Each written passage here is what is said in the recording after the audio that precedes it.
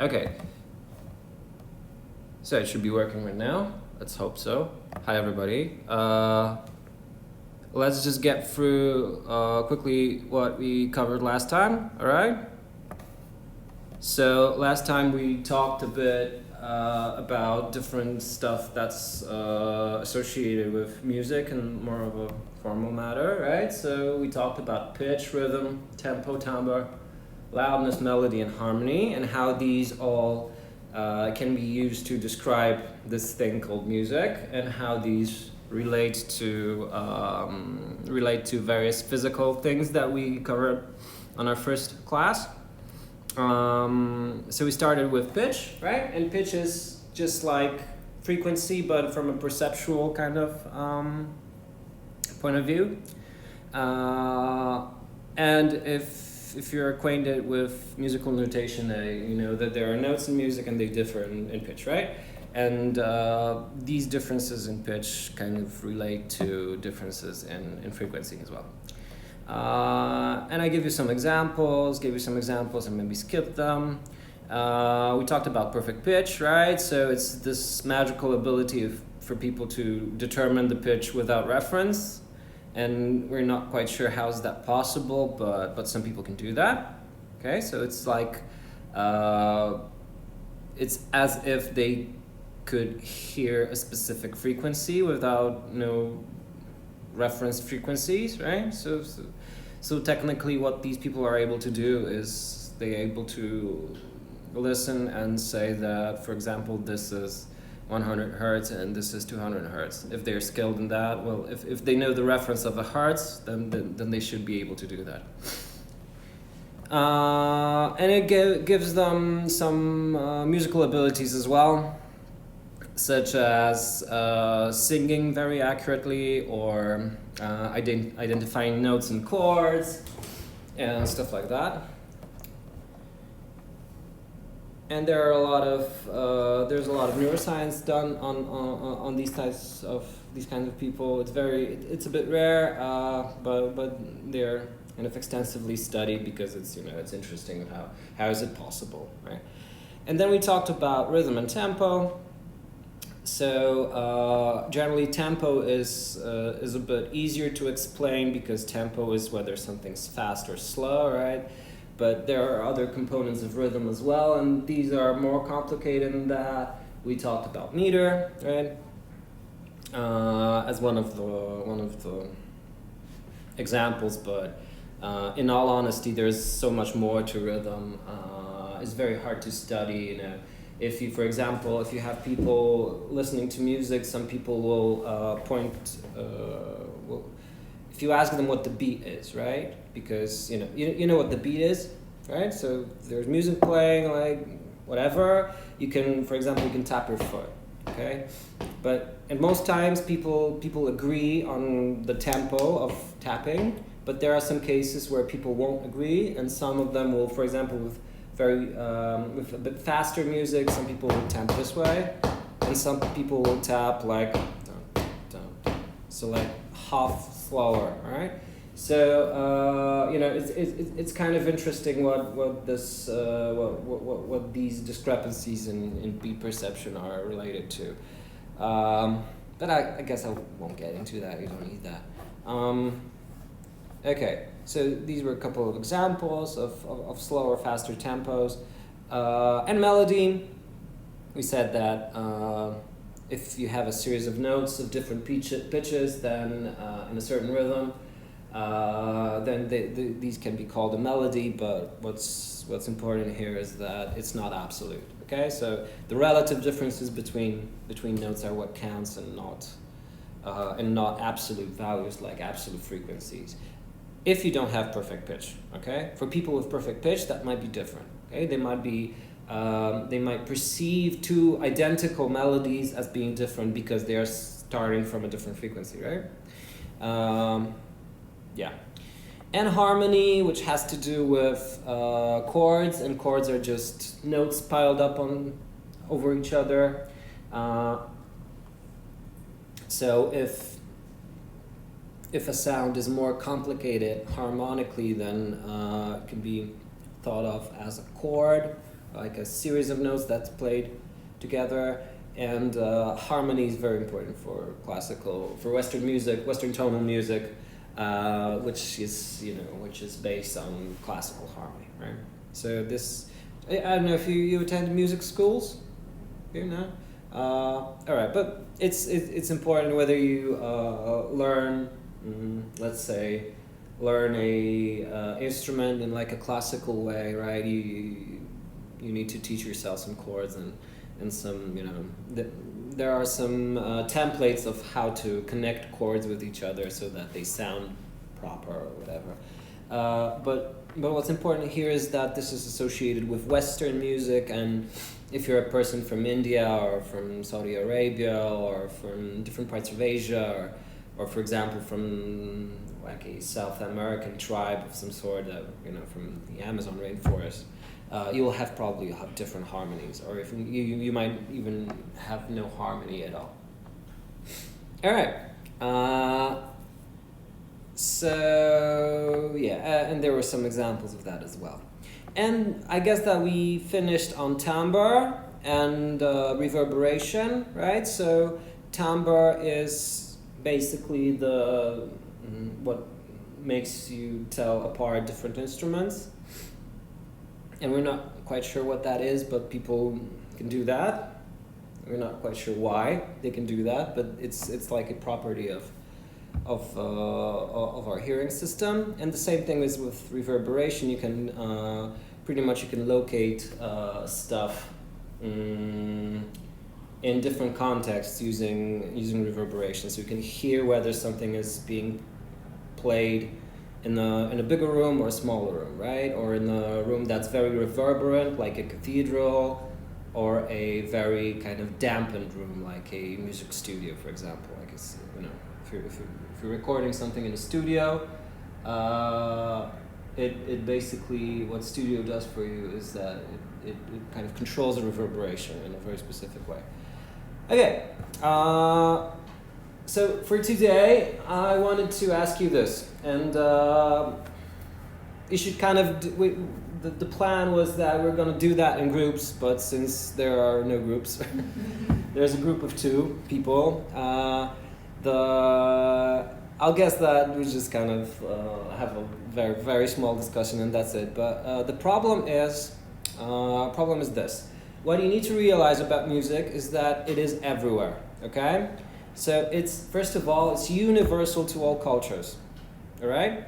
So every known culture that has been studied until this day has some form of music, okay? This is pretty big because not all cultures have, for example, writing, not all cultures have literature, not all cultures have painting, but all cultures have music, okay?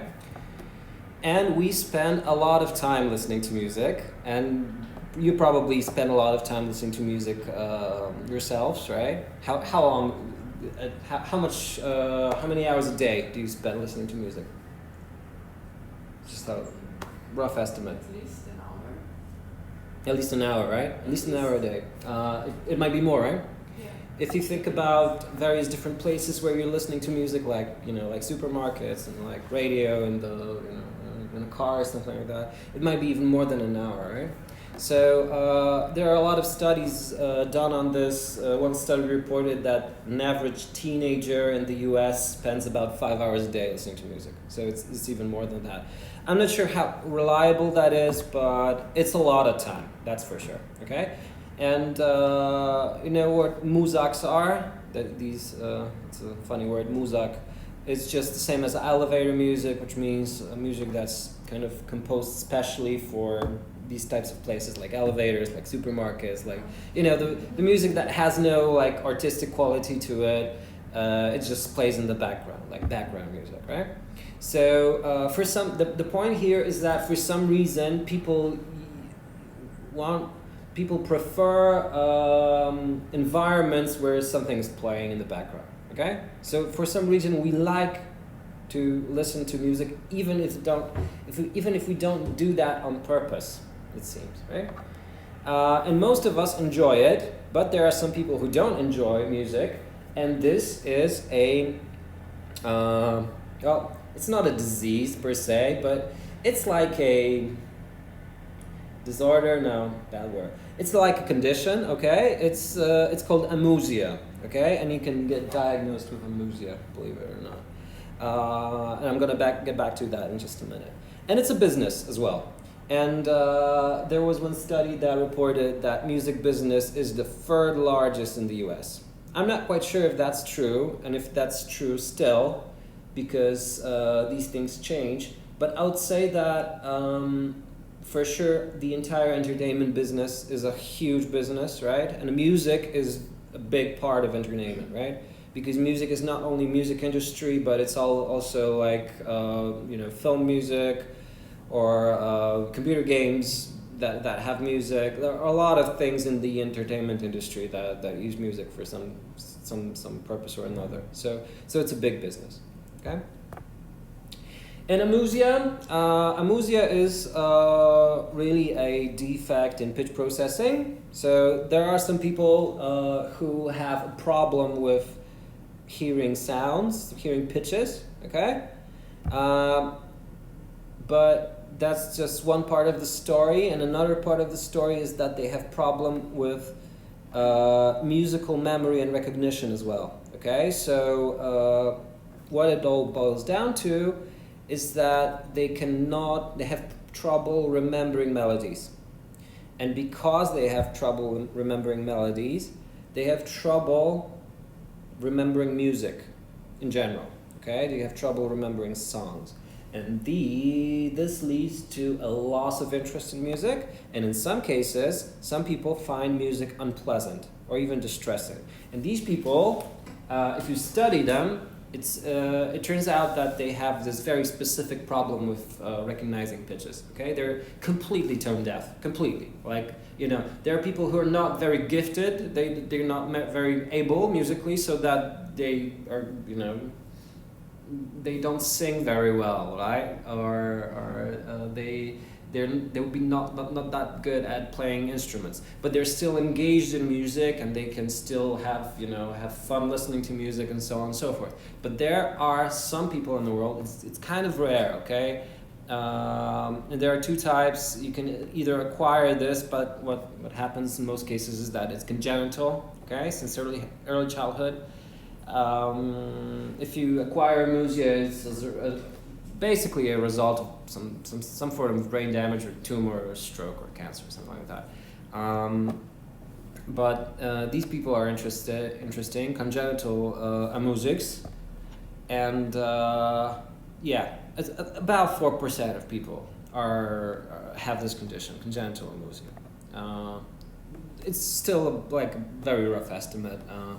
But there are quite a lot of studies done on congenital amusics, because they're very interesting, because these are the people who are not engaged in music, right, at all, and they share a very common defect inside like their in their cognition that has to do with problems with recognizing pitch. But at the same time, what's remarkable is that they have no linguistic deficits. Okay, because you might think that, okay, so if they're unable to hear music, then probably they have some sort of problem with their hearing in general, right? But they don't. It's a specific thing that has to do with recognizing frequencies, differences between frequencies, and not remembering them in an accurate way. They have different problems as well, and as I said, it's kind of an interesting group. Yeah. They also can't remember person voice? The timbre? Yeah. They can remember the timbre. No, they can remember the timbre, and that's one of the reasons why we think that timbre and melody are two different things, and they're kind of processed separately.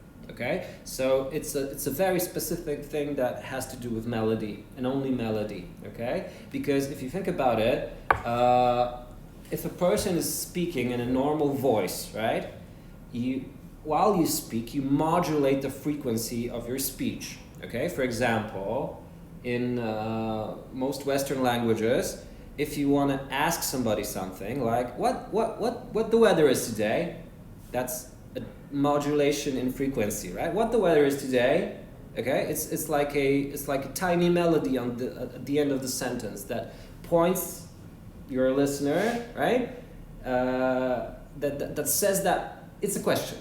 Okay, and if you say something like "What the weather is today," it's more of a like a normal sentence, right? So these cues, we use them in daily basis. We use these cues to understand speech, but they don't. And our musics have problems with this, but they don't have problem with timbre, because you don't change your timbre of your voice. That's at least it's not significantly changed if you, for example, if you modulate the frequency, right? So I can, for example, I can be talking a bit, my voice could be a bit higher, like, I can be talking like this and it will sound kind of stupid, right? But it'll still be my voice, okay? And if I say something very deep voice, like this, right?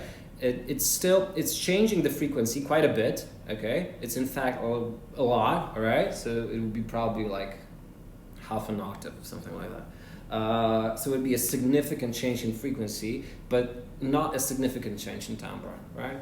At least from a perceptual point of view. So it can be a bit confusing, and we're not sure how how people do this. Okay, it's probably it's learned. Probably it's a thing you need to learn if you wanna understand speech, right? And we know that acquiring language is in some part genetic, right? We have this linguistic ability that's encoded in our brains, in our DNA as human beings, right?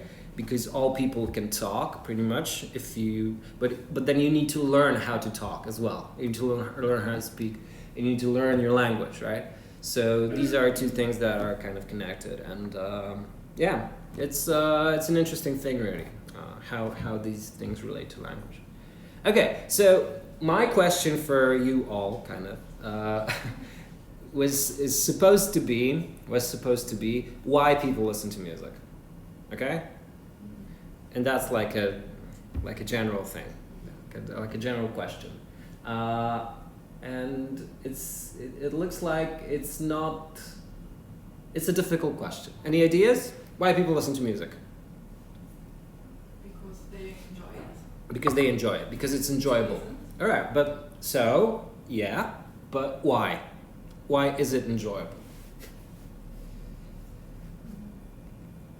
Because I agree with you, and that makes perfect sense. People do stuff that they like to do, right? Because it's enjoyable. But what's so special with music that we enjoy it so much? Yeah, and that's a tough question, right? Any ideas? Yeah, probably because it's enjoyable, right? Because that's the reason why you do drugs, right?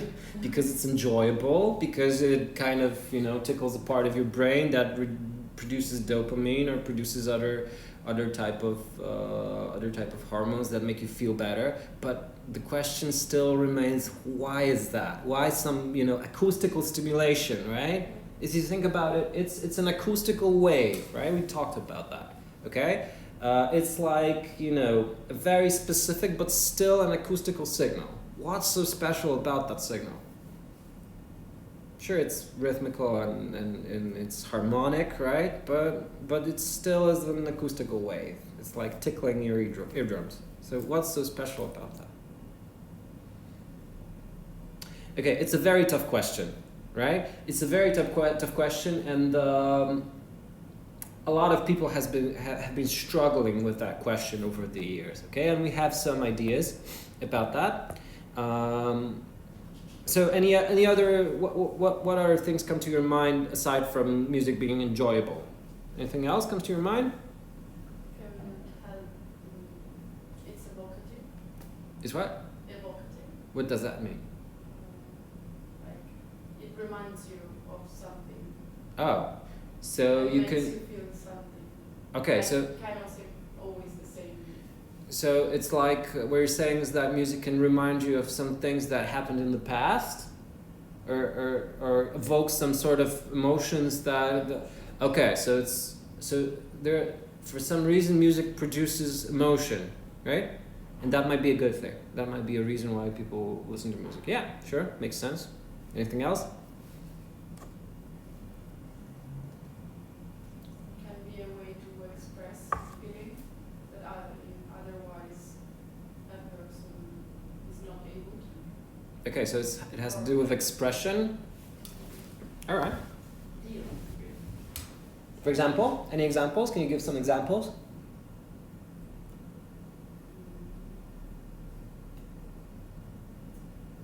I don't know, it's because of what we said last time, Yeah. the dark, like thunder or the minor or the, how to say, the culture imposed Yeah. significant into it Okay. can actually evoke those emotions we said, like Okay. a major chord can evoke happy things. Okay.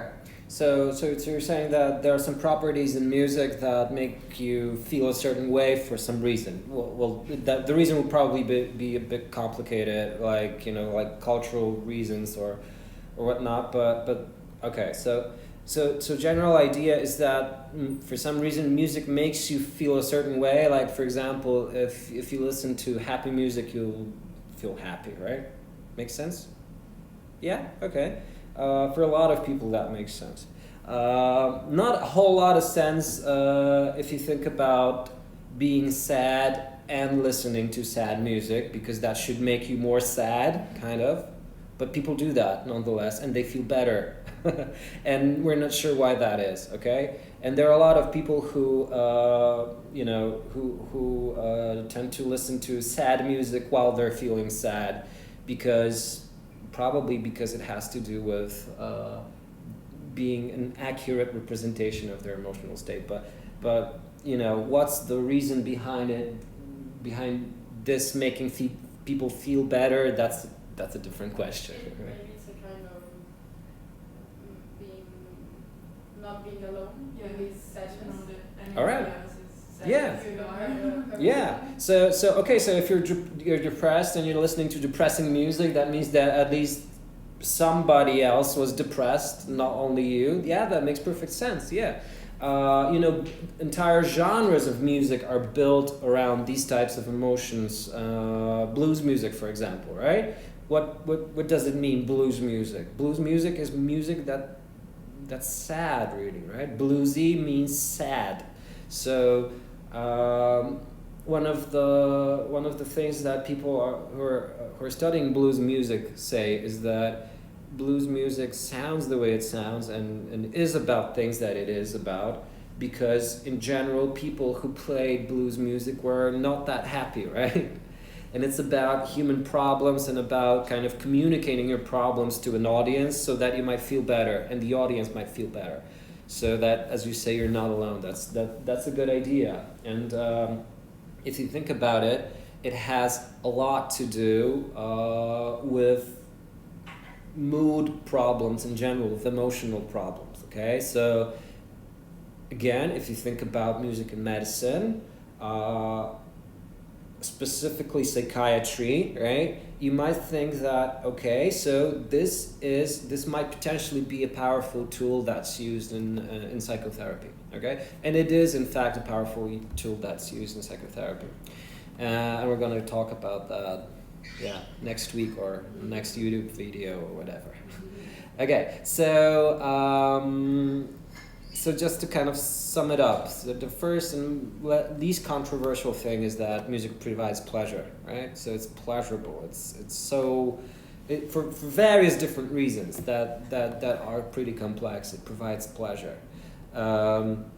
It provides mood regulation. That's a technical psychological term for just managing your emotions, okay? So, for example, if you're stressed, a lot of people, when they're stressed, they listen to aggressive music, like punk rock music or metal music or something like that. That's why it's so popular. It was so popular with adolescents, right? Because they're kind of, they're angry and they want to kind of vent their anger or something like that. They want to bang their heads and, do stuff like that, just so that they can regulate themselves, right? So because Okay. So what people do is they self-regulate. Okay. We self-regulate all the time. For example, an example of self-regulation is me drinking coffee. Okay. I'm a bit sleepy right now, so I'm gonna drink coffee so that I get stimulated. That's self-regulation. Okay. People self-regulate by putting warmer clothes or cold or less warm clothes on. Right? And people self-regulate in emotional ways as well, so that if you're feeling kind of bad and lousy, you want to feel a bit happier by doing various different things, right? Some people listen to music, some people turn on the TV, and some people do drugs for that, right? Or drink alcohol for that. But people generally tend to self-regulate, and music is a powerful tool for that as well. And we did not talk about that, but that's still a valid point, I think. Distraction for boredom. People listen to music because they're bored. One of the theories behind it is that our ancestors needed to do something on long evenings, and there was no internet, no Facebook, right? So they sang, and played instruments. And there's a social function as well. And it still makes sense because it brings people together. And there were, at least, I don't know if there still are, but when I was younger, when I was in high school, there were a lot of counterculture groups that were based around music. I don't know if that's the case today. Is it? Maybe in your places, the place you come from? Are people kind of... a culture, for example, might be like a punk rock counterculture, like kids that dress a certain way and listen to certain types of music to feel kind of connected to each other and maybe disconnected from the society as a whole. Okay, yeah. Yeah, trap music. Trap music. That's kind. I think so.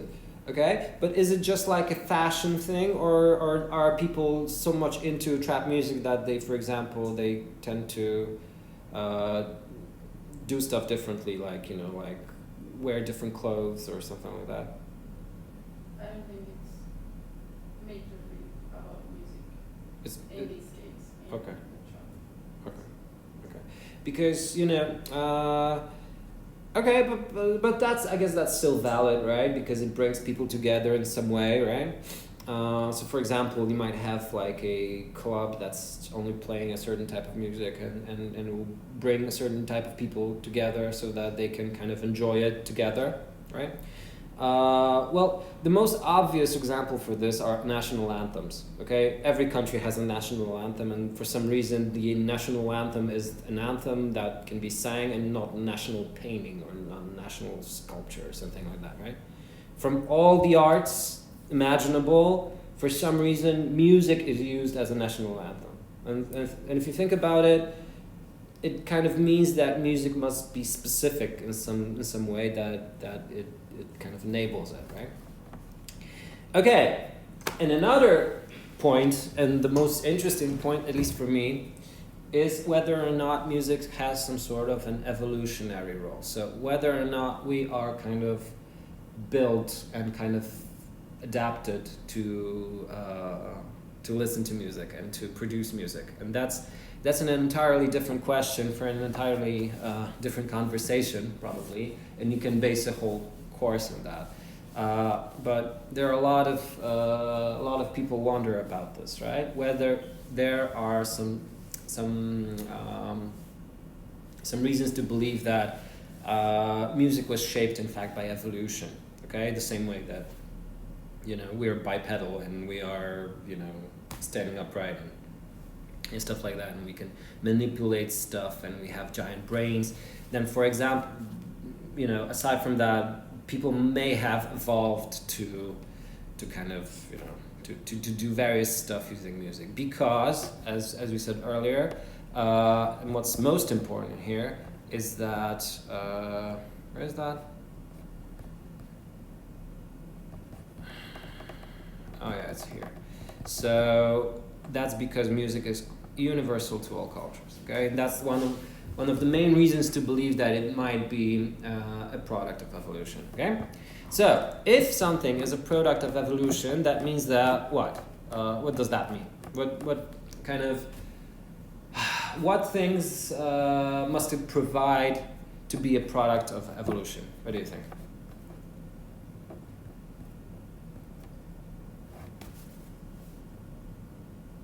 It's related to a species, like to humans only. But it is it? Is it? Not Okay, like so kind of music, maybe. okay, so Depends on what music is. well, yeah, that depends on what music is, and that's a good point. But is music? The question is this: is music species specific or human specific? Is it? At least the way we understand it, it is. There is no other species in the world that can have music the way that we can have music. Okay.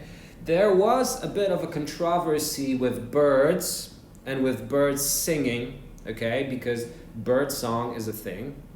But there are some studies, some recent studies that show that, believe it or not, birds don't recognize melody at all. Birds recognize timbre.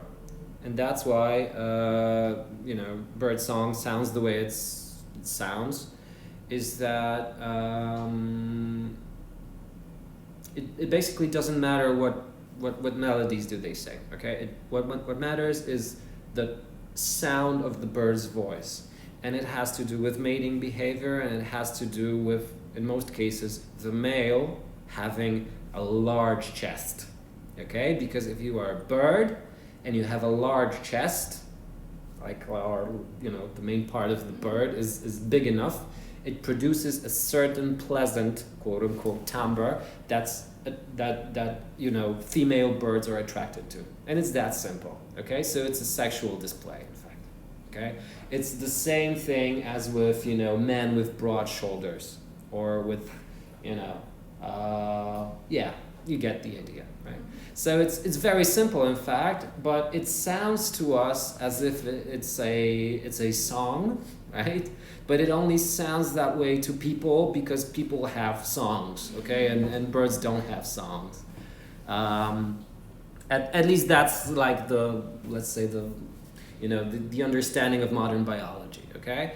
But that's a good point. So first thing is that is it species specific? Yes, it is. It's only about humans, and it's about all humans, and not only some group of humans. Okay? Because if it were only some groups of humans, like for example, written languages, right? Like not all people, not all human beings are literate. Like not all people can read and write. Because it's a learned thing, it's a cultural thing. It has to do with you need to go to school for that, right? But it seems that music is not that way. It's not learned behavior. It's at least in some part. In some parts it's learned. But even if you don't learn music, you still have tribes very specific tribes of people living in rainforests or something like that, and they still have music even though they don't have music schools, right? That's the point. Okay, so what music gives us if something has an evolutionary role, if something evolved during evolution, it has to do with, well, basically two things, okay? So any ideas? That's biology, high school biology. Just give you a positive effect on the evolution. On what? Exactly. It's like an advantage. An advantage of what? What type of advantage? Okay, so we need to. I would say, I don't know, socialize, maybe, I don't know. Okay, we need to think about what is a basic mechanism of evolution.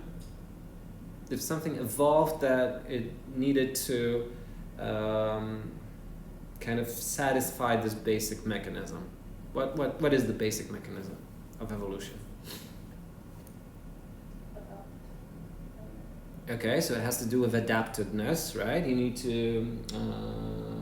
It's important to be well adapted to the environment, right? So if you are adapted to the environment, what happens?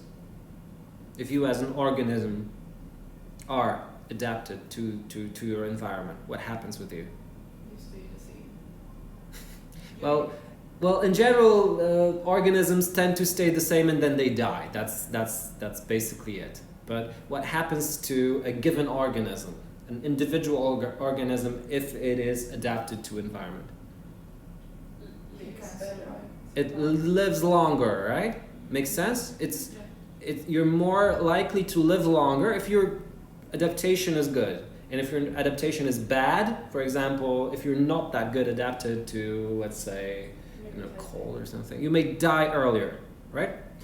So, but if you think about it, everybody dies, right? So what's the big deal here? Well, the big deal is that if you live longer, what happens? You can reproduce more.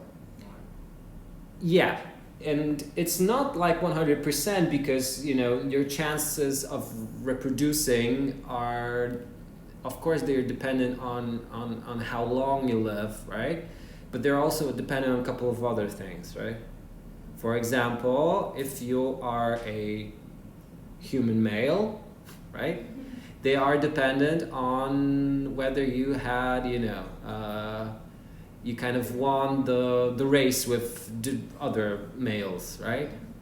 And if you are a human female, it kind of depends on really what happens to your kids, right? If you whether or not you're able to raise your kids, and whether or not you're able to feed them, and whether or not your kids reach live long enough for them to reproduce. Okay, and it's not that gender dependent. In both cases, it's a matter of having a lot of children that they themselves will have a lot of children, right? So the basic idea of evolution is to have grandchildren, right? Because it's not enough to have children, right? If you have a lot of children who don't reproduce, your genes don't get reproduced, right? So you need to have a lot of children that have very kind of, well-adapted, strong genes, right? So that the higher is the chance of them reproducing and producing, well-adapted offspring and so on and so forth. So how is music can be fit into all this? Okay, what's the does music provide any adaptation to the environment? Does it? Yes. How? In what way? It's a very, very difficult question, and we struggle with that question.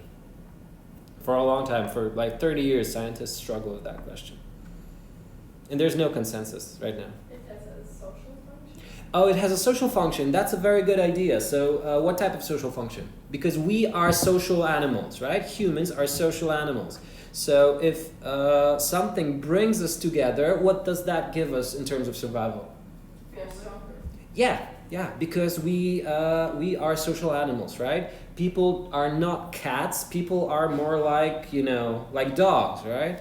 So they form herds, and these human herds are were historically like 60 to 100 people, or maybe 150 people. We form large social groups as human beings, and there's a theory that this is the reason why we have such big brains, because we need to track the social relationships between a lot of people, and that's why most of you have around 150 friends. Okay, and if you had more, then your brains will kind of won't be able to cope with all the social relationships between all those people, right? And if you study this, it seems that most people have around 150 other people that they keep relationships with. Okay, it's about 150, and not more. Okay, nobody has 300. 300 is just too much. Even if you have 300 friends on Facebook, it doesn't mean that you talk to them, right? You don't talk to them. You don't talk to them. You just have it so that you might seem popular or something like that, right? Okay, so one idea is that, of course, music has a very, very important role with bringing people together, okay? And that's why people evolved well, music evolved as if you had no music as a given tribe of proto-human people, you had less chance of survival. That's the idea. Okay. Another hypothesis is that there is well, it's a strange hypothesis and I don't like it, but some people think that's the case because most, if not all, folk music is rhythmical, and you might ask yourself, okay, why is it rhythmical? What's so cool with rhythm, and why rhythm is pleasurable for people only to a certain extent, and that means from like 70 to 140 BPM. That's like a good interval. Well, every rhythm that's slower than that, we don't like it that much, and every rhythm that's faster than that, we don't necessarily think about it as that fast. We kind of divide it into half. So one of the reasons is that, and that's a hypothesis, is that the noise of human steps is the basic rhythm, okay? And we like things that sound like human steps, okay? And if you think about it, people when they walk, they produce these type of, rhythms like this. That's the fastest one, okay? If you run, and if you walk just casually, it's like, right? And the idea is that our ancestors living in the pre-Neolith, in those hunter-gatherer societies, right? They walked a lot, okay? So that music kind of evolved for people to walk or something like that. That's a hypothesis. And another hypothesis is that music is a form of intimidating display, okay? And this is interesting because it kind of makes no sense, okay? What's the deal with this? But my question to you is that, have you ever seen Haka? Mm-hmm. So for all of you who did not, Haka. Ta-da! And now the All Blacks just waiting for the French to peel off the tracksuits, stand in front of them and receive the challenge of the haka.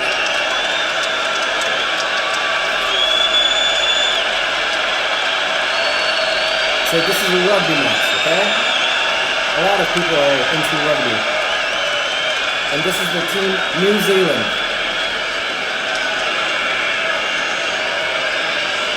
And these guys do this before every match, okay?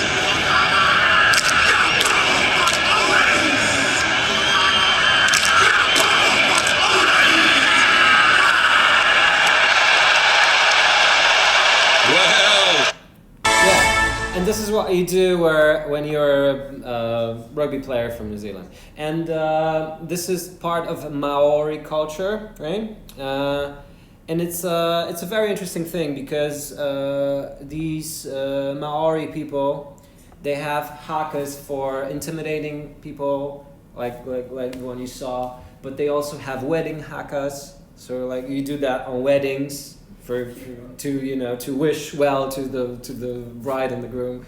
So it's a very interesting thing, and it seems that it's very ancient. It's part of their folklore, and for some reason it's still part of the culture. And it's very musical, and it's very connected to dance as well, because dance and music probably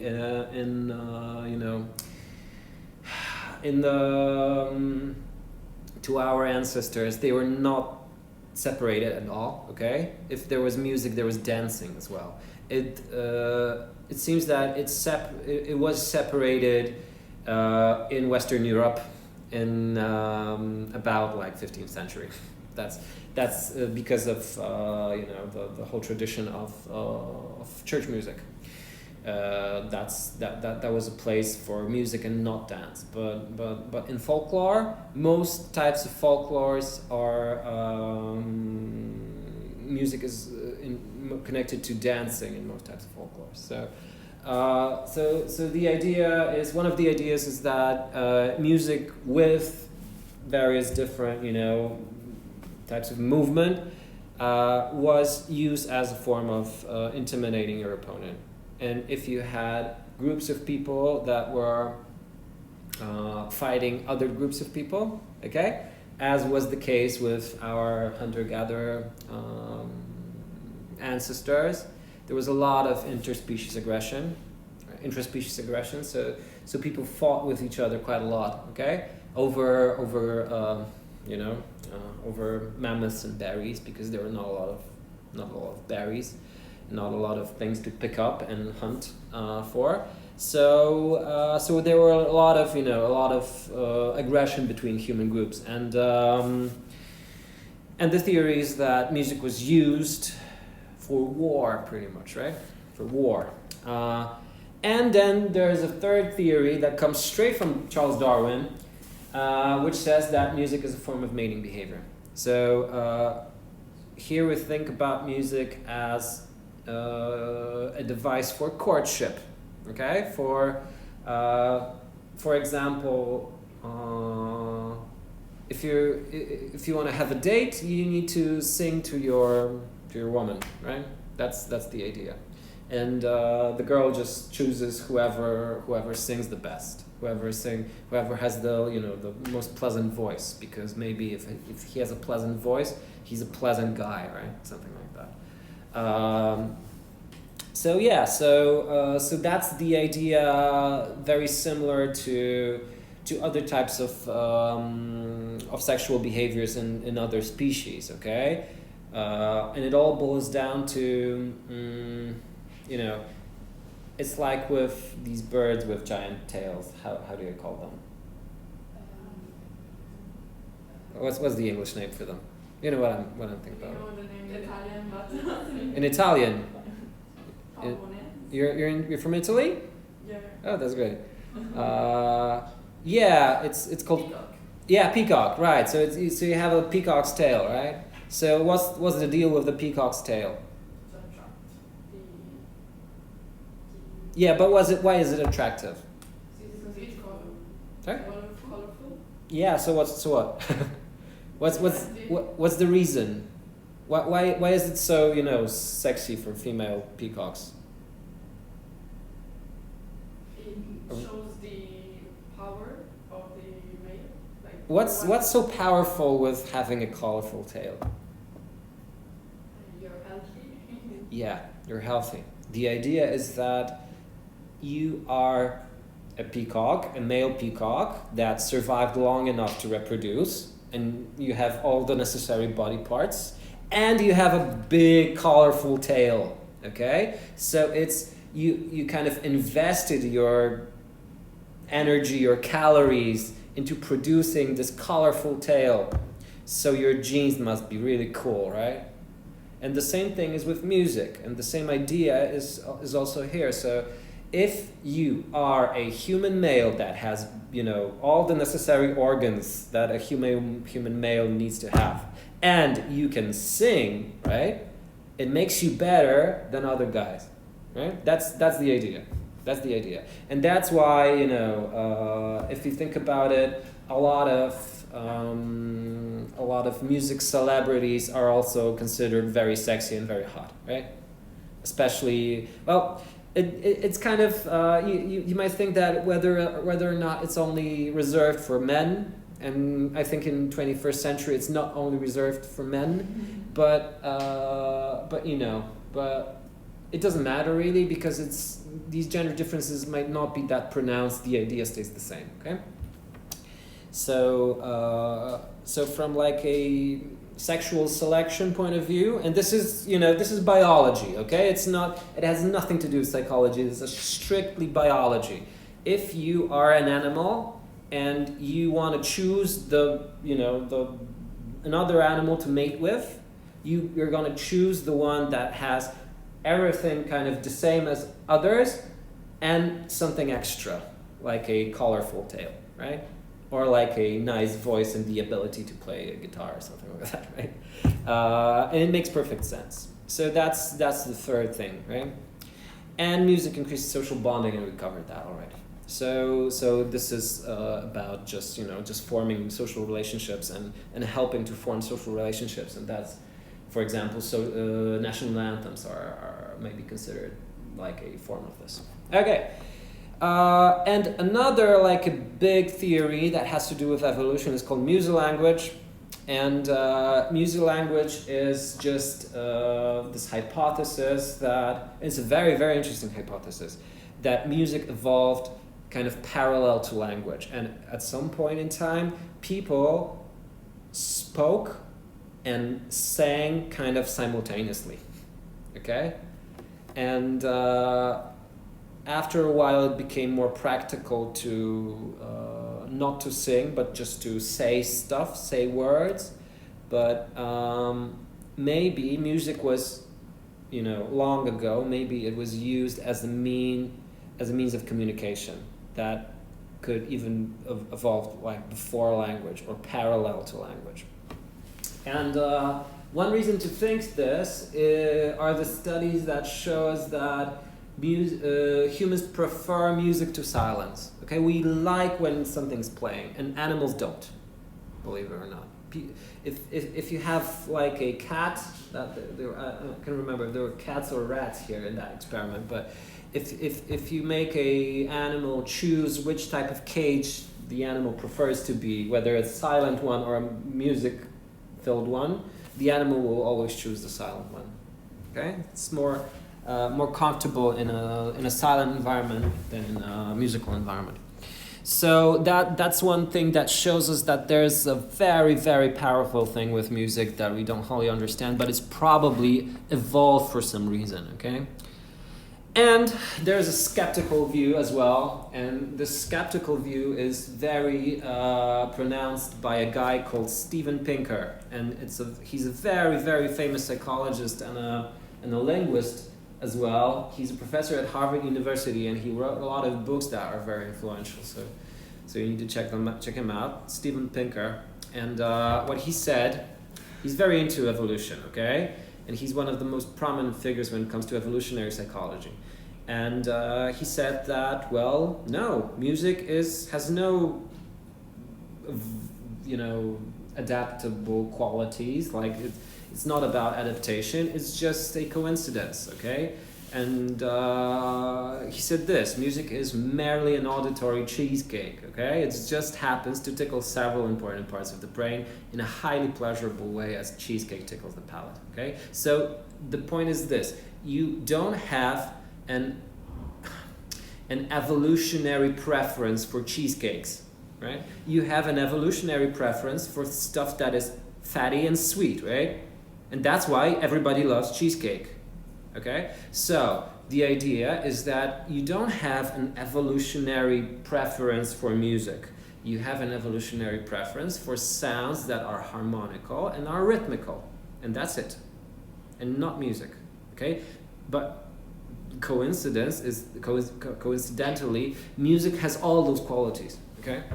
And it's a very, very important point to remember, that maybe we are thinking about music while we should be thinking about stuff that is more basic, like rhythm and like harmonicity.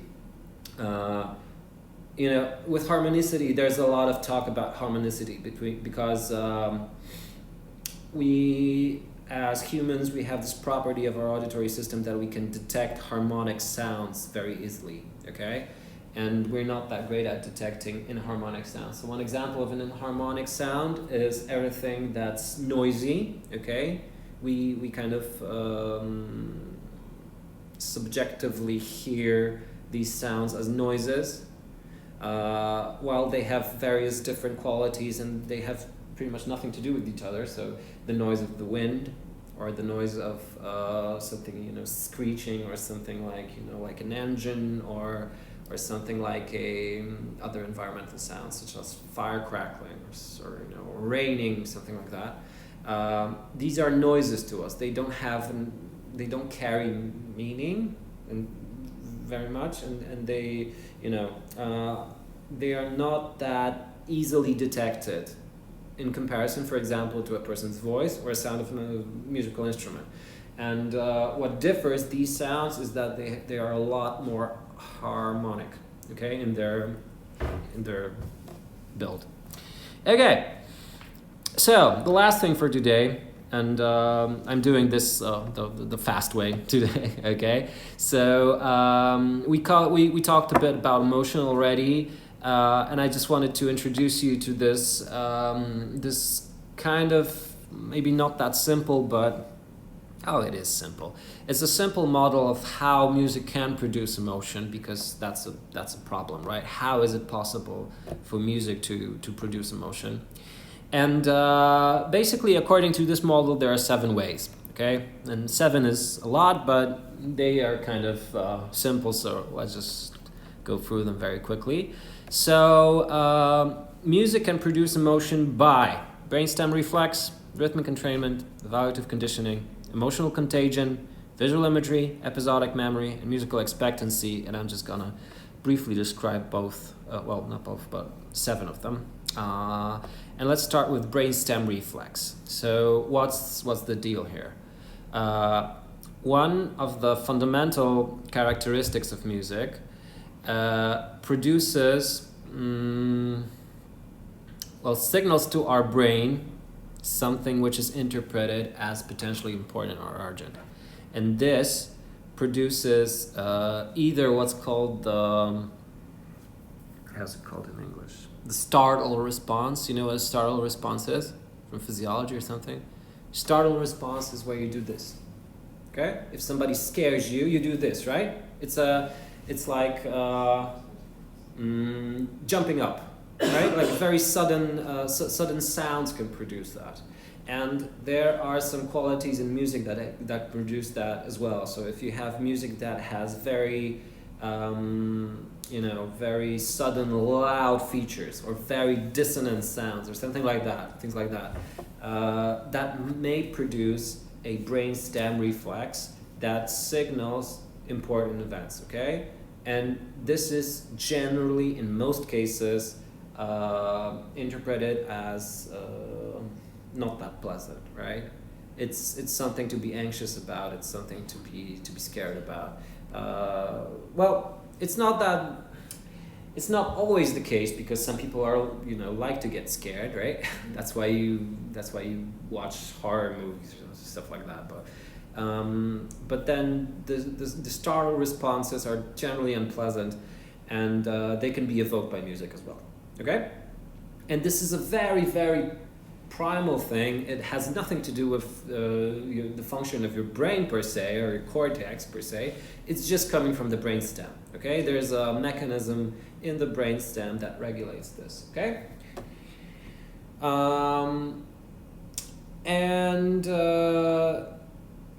it's not exactly about music. It's just about auditory sensations in general. Okay, so sudden loud noises can produce this, and music may consist of sudden loud noises. All right. So that's the first one. That's very simple. Another one is rhythmic entrainment, and this helps us to understand why rhythm is such a pleasurable thing, okay? So, emotion is evoked by a piece of music because a powerful external rhythm in the music influences some sort of a bodily rhythm, okay? And the idea here is that a lot of processes, physiological processes in our body, are rhythmical in nature. And what we see, and this is not anything magical, it just happens. We see what's called the entrainment of those rhythms. So entrainment is a fancy word for synchronization, okay? But synchronization that's produced by one rhythm that influences another, okay? So you might, for example, see that people start to breathe rhythmically while listening to very heavily rhythmical music, okay? Or in other cases, people start to synchronize their heartbeats with the beat of the music, and this happens in various types of dance music, for example, okay, in clubs, and that's why, and there are studies done that show this, okay, that DJs start slower and then they progress to faster tempos, and this is related to the average heart rate of the participants of a DJ party or something like that, okay? So the idea that a external rhythm may influence and entrain your body rhythms is not that far-fetched, okay? And this is generally considered pleasurable, okay? People like to do this. They like to, for example, even unconsciously, they like to do that, right? And this is also a form of entrainment, okay? Just like wiggling to the beat. Okay, and you know, so it's just about being kind of locked in. Okay, it's a very, very pleasurable thing to be locked in for some reason. Okay, and of course, if you, for example, if you adjust your heart rate, then it can spread over to other components of emotion, because if your heart rate goes up, then you feel aroused, and if you feel aroused and you feel happy, then you feel happy emotions. That's maybe not that straightforward if you think about it, but that's the current state of the art when it comes to emotion psychology. Okay, that emotions are in fact what interpretations of your bodily states. That's the idea behind emotions in psychology right now. Okay, so there are some physiological changes in your body, and these are perceived by your brain, okay, using interoception, and these produce emotions, okay? So the, I teach a course on emotion psychology, all right? And it's 45 hours of talking, but the main idea, okay, if I was to compress everything into 2 sentences, the main idea is this. If you are, for example, walking through a wood, in a forest, and you see a bear, and you get scared because you see a bear, what happens is that you see a bear, your heart rate goes up, your adrenaline gets secreted, and all those changes in your body then are interpreted by your brain, and this is what tells your brain to be scared in a conscious way, okay, in a conscious manner, okay? So you fear the bear because you have a stress response, a fight or flight response, some physiological changes happening in your body, and not the other way around, which might be kind of confusing for a lot of people, because people think that they kind of consciously can enable their, for example, sympathetic system, while they're not. The deal is that sympathetic system is older than your consciousness, right? Not a lot of animals are conscious, right? Probably only humans are conscious to a human degree, right? But sympathetic system and and cortisol and stuff like that, the entire stress regulation system, this is ancient. You have this in all vertebrates. You even have it in bacteria, right? Some form of stress response. It's much older in evolutionary terms than consciousness, okay? So at least in the last 10 or 20 years of affective science tells us that that emotions come from interpreting changes in bodily states, okay, in our own bodily states. All right, so this is rhythmic entrainment. Another thing, evaluative conditioning, And this is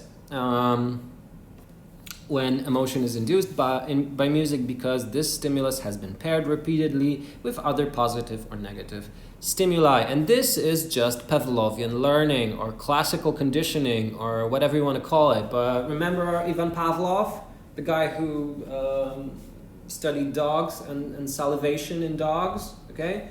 Well, the story is that he was interested more in salivation than in learning, but by accident he discovered, what came to be behaviorism, right?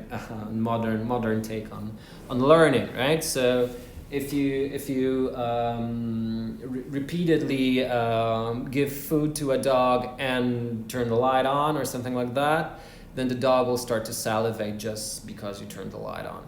And the same thing is with music, okay? So if you listen to a specific type of music or a specific song while doing something very positive for you, that song will be, you'll be conditioned so that next time that song plays, you'll feel better, okay? And the same goes for the other end, right? So if you feel bad while listening to something, then it might kind of produce the same response. Just like the dog salivates because of the light, right? So it's classical conditioning. All right. So this is it.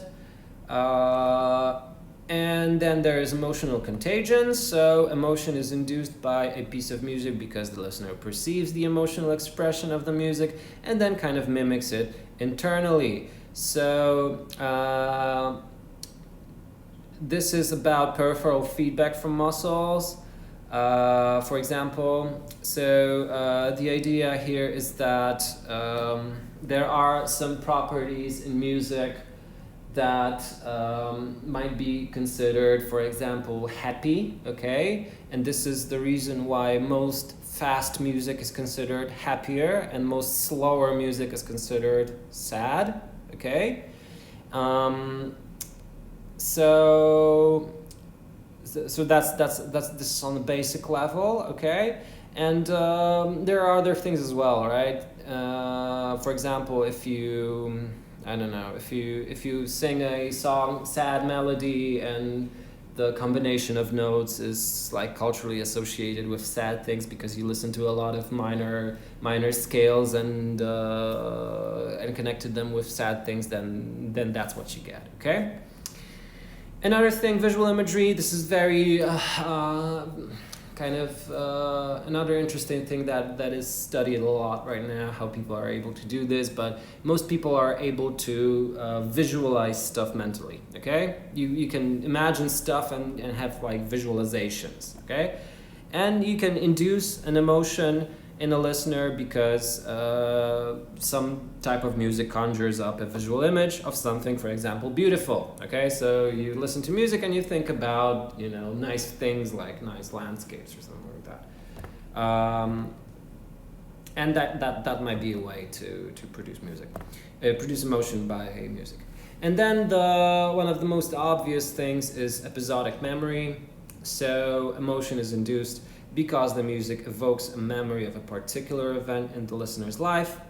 And this is called the darling, they playing our tune phenomenon, okay? So the song that, that played when when somebody got engaged, right, after 50 years produces a lot of positive emotions because, darling, they're playing our tune. Okay, so and this is not the same as the first one with reinforcement because it's not Pavlovian learning. It's a very a conscious process that they remember stuff, and it's called episodic memory in psychology. Okay, so it's kind of related to a different, more kind of sophisticated process that's going on inside your head. And then there's musical expectancy, which is also very important and very, very interesting because in a lot of cases music produces emotion because some feature of the music either violates or confirms our expectations, okay? And there's a whole theory called predictive processing that has to do with expectations, and it's a perceptual theory, but it can be also used to describe emotions, and the main idea is this: what our brains do, and like the main function of our brains, of having a big, huge brain, is to predict the future. Okay, and it seems that our perception, for example, is not about kind of passively receiving stimuli, but actively predicting them. Okay, so it's not that straightforward, and again, I have another class on that, and you can talk for 30 hours about predictive processing, but it seems that bottom line is this: it seems that our predictions about what's going to happen next very directly influence our perception. Okay, so for example, if there is an evening or at night, and if you are in a tough neighborhood, and somebody on the other side of the sidewalk, and if you're in the U.S., okay, where there are a lot of guns, and somebody in the street just places his hand in the pocket and removes something from the pocket, and it turns out to be a mobile phone, right? But since there is not a lot of light and you're in a tough neighborhood, you predict that what he's taking out is a gun and not a mobile phone, all right? And there are a lot of cases in the US where there's this thing called shooter bias, which led, for example, to accident. Okay, let's try again. So shooting bias. You can describe it using predictions, right? So you're forming predictions about what's going to happen next, and your predictions are based on what? Well, in most cases, they're based on sensory information. But what if the sensory information is not enough? For example, what if it's all dark, okay? If it's all dark, or you cannot hear stuff properly, you make predictions based on your past experience, okay? And if your past experience is certain experience with guns, for example, then you expect the gun to show up, even though there's no gun in reality, okay? So this is one illustration of this. And what music is very good at is, if you listen to a lot of music, you form expectations about what's going to happen next. Okay, so you form expectations about a given beat, about a rhythm of music, because rhythm is all about when in time another beat is gonna happen. Okay, and when it happens in a way that's predicted by your expectations, you feel good because you can predict it, okay? And if something violates this prediction, you won't feel that good in most cases, okay? Because that's a sign of somebody playing out of rhythm, okay? Something bad is happening to the rhythm. And if rhythm is kind of, very straight and kind of locked in, that produces a very pleasurable sensation. The same thing goes with harmony, for example. If you listen to a lot of stuff that has Western harmony, like Western classical music or some forms of that, then you are kind of used to various notes being played together. And then if you after that you start to listen to other types of music that have different harmonies to them, these might sound kind of off to you, and you might think that, oh, what's that? That's strange, that's stupid, right?